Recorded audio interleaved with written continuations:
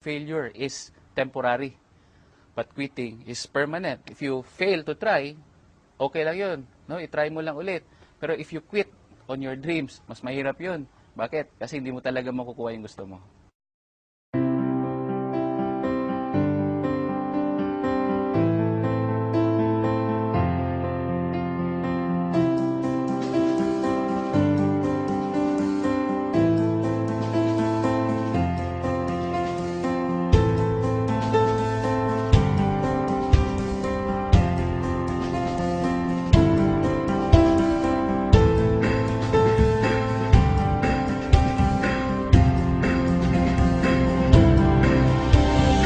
Dati ako nagtatrabaho sa isang farming industry.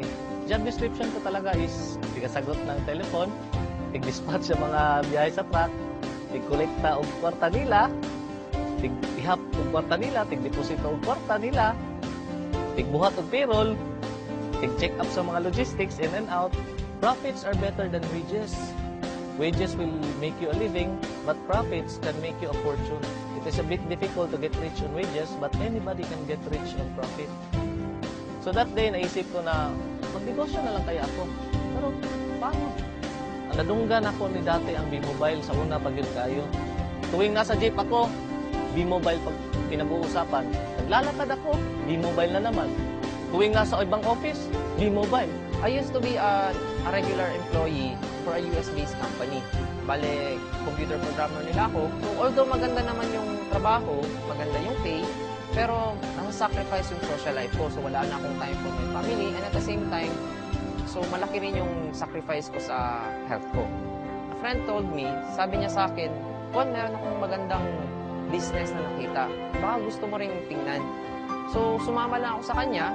And then, dinala niya ako nun sa Jollibee yung dati. And pinakinggan ko lang rin yung business presentation. Before ako na-introduce sa B-Mobile, I am financial consultant ng isang British financial company dito sa operating sa Pilipinas. Grabe ang gamit ko ng cellphone as well as lagi ako nag-travel. Ang B-Mobile daw is hindi nagabenta. Magkaka-discount daw ako sa cellphone usage ko. So, doon pa lang sabi ko, maganda yan. Magiging savings ko na yun para sa aking family. Later ko nalaman na meron pala siyang kasamang business. Hindi ko in-expect na malaki pala yung bigay sa akin na nagiging secondary income ko na siya. And significant yung secondary income na yan. Hindi lang yung maliliit na amount. Ang possibilities din nga nakita na ko, na naagid ko ipadulingan yung asenso ko para sa ko ang sariling nga negosyo diri sa B-Mobile. Unlike kung maging empleyado ko. Kung dati gumigising ako sa umaga para mag-report sa office. Si boss naman, nakikita ko pagdating ko sa office, yun, nagja-jogging sa kanilang compound. Sabi ko, napaka-unfair naman ang mundo. Nag-e-exercise ng umaga. Ngayon, sa awa ng Diyos, gumigising pa rin ako ng umaga. But this time, katulad na din ako ni boss, ako manager. Nagja-jogging din ko yung umaga. At the best part is, I'm earning without reporting to the office. Before, I was very negative sa mga ganitong klase ng negosyo kasi ayaw na ayaw ko yung magbenta and yung kumausap ng mga tao. So nakita ko yung opportunity, sabi ko maganda to kasi hindi mo kailangan magbenta and hindi mo kailangan mag-recruit or pumilit ng tao kasi yung product ginagamit na nila dati pa. So it took me 3 months bago ako talagang nag-subscribe kasi I realized na I am not from Davao City. I'm a stranger. Yun nga, wala akong mga kilala. And fortunately, naging maganda rin naman kahit papano. Doon sa projection, pinakita sa akin sa table, after 3 months, 5 months, ito na yung kikitain mo. So, sa akin naman, fortunately, it took me 6 months bago may naniwala sa akin. So, for 6 months, walang naniwala, walang nag-subscribe, marami akong dinadala sa office. So, it was really challenging that time.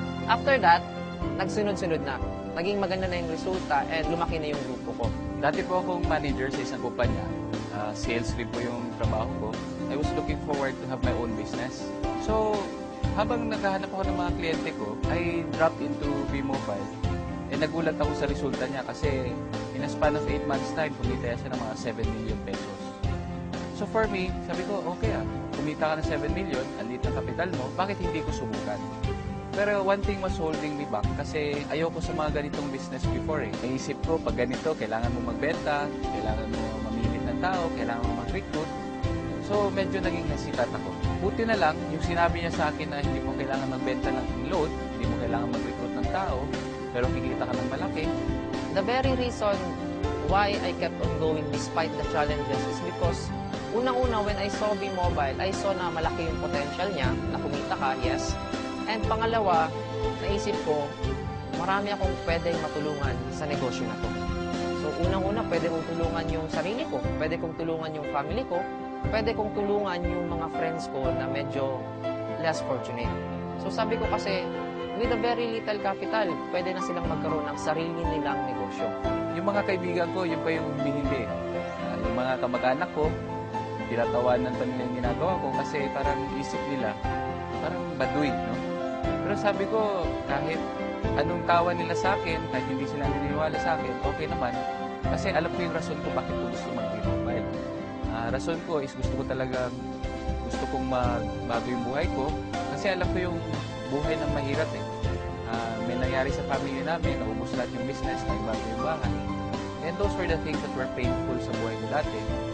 Pero sabi ko nga, if I can make a change, ibalik ko yung dating state of living, yung standard of living namin, a decent lifestyle, bakit hindi ko gawin? So, hindi ko pinansin yung mga huminti.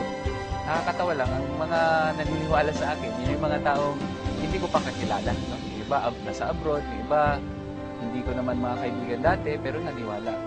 Pasalamat ako sa Diyos, after 1 year of doing the business part-time, kumita na ako ng 1 million dito. For a very small capital, to earn 1 million pesos is what I really wanted. No? With a very minimal effort, kasi ang ginagawa lang namin dito is we're teaching people how to use their loan. Yun yung masarap dun eh. Dati kasi nung binata ako, sarili ko lang yung iniisip ko. Anything na I do, anything na kinikita ko para sa sarili ko lang. But pag meron ka na palang pamilya, mag-iiba na yon. Ang first reason ko dati was yung discount. Nagugustuhan ko talaga yung discount. So, anong magagawa ng dagdag income? March 2012, it was my first vacation na reward ko sa sarili ko through B-Mobile. 3 days, nagbakasyon kami ng barkada ko sa Boracay, and after 3 days, kumita naman ako ng 36,000. So, hindi na masama. March 31 to April 18, yung family ko naman yung kasama ko nagbakasyon. So, masarap na magbakasyon, lalo na kung kasama mo yung family mo. Ang mas masarap pa nito, pag uwi ko sa bahay, after 18 days na nag-road trip kami sa buong Pilipinas, meron akong at least 50,000 worth na cheque. So, I was very happy and my mother was very happy. Ang ma-advise ko lang sa mga kaibigan ko, yung mga nakakita ng advertisements namin sa Facebook, yung nakakita ng video link sa Facebook, i-try mo i-click lang yung link, malay mo, no? Maging katulad ka sa akin. I really didn't expect this change in my life. For the new ones, continue moving. Huwag kayo mag-quit kasi sa lahat ng mahirap, itong B-Mobile ang pinakamadali. As long as you keep on doing the business, as long as ginagawa nyo siya, may magbabago at magbabago sa buhay niyo. Imposibleng wala. Salamat, B-Mobile. Unti-unti mong inikot ang buhay ko paitaas. Thank you po. Maraming salamat sa B-Mobile. No? Maraming salamat din po sa lahat ng mga taong naniwala sa akin. And maraming po salamat din po sa mga taong nag-guide sa akin dito sa business na ito. Kasi sabi nga, it is in helping each other. No? Together, everyone achieves more. As a team, tulong-tulungan po tayo para kunin natin yung pangarap natin. Maraming po salamat.